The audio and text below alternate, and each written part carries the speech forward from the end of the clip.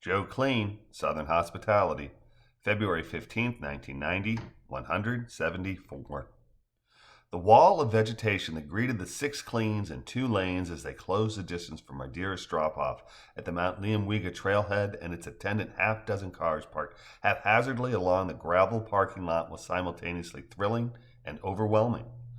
Standing at the edge of the forest, Courtney stops, whistles, and declares, "Toto, I don't think we're in Kansas anymore."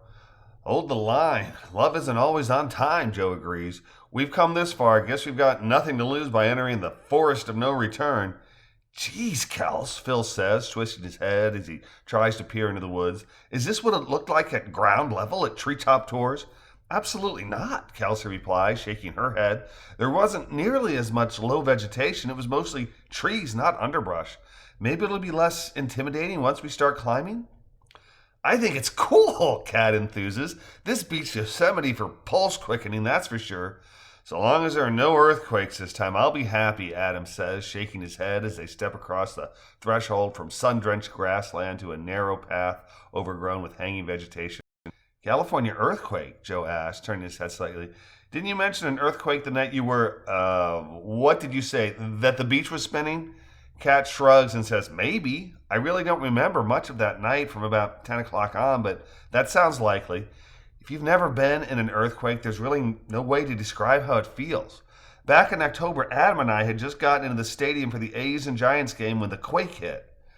"World Series Game 3, Adam says, shaking his head. "We had nosebleed seats at Candlestick, and we're heading up to our seats. Never did get to see any of the series, but at least we didn't get hurt or stuck with the tickets. When the series was postponed, I was able to sell our tickets, and then we highlighted it out of the Bay Area and headed over to Yosemite as soon as we could. Did some hiking among the redwoods. Very cool with lots of elevation change, but almost no underbrush. Right, darling?" "Yes," Kat says, nodding enthusiastically. "Beautiful forest, stunning topography, and the hiking trails are graded for difficulty. As in easy, moderate, hard, not graded with a machine." "Well, this trail is certainly not graded," Phil says as he carefully negotiates loose scree that runs down a 2-foot wide, 1-foot deep, 12 feet long depression in the trail. "Watch your feet. Don't want any sprained ankles. Or worse."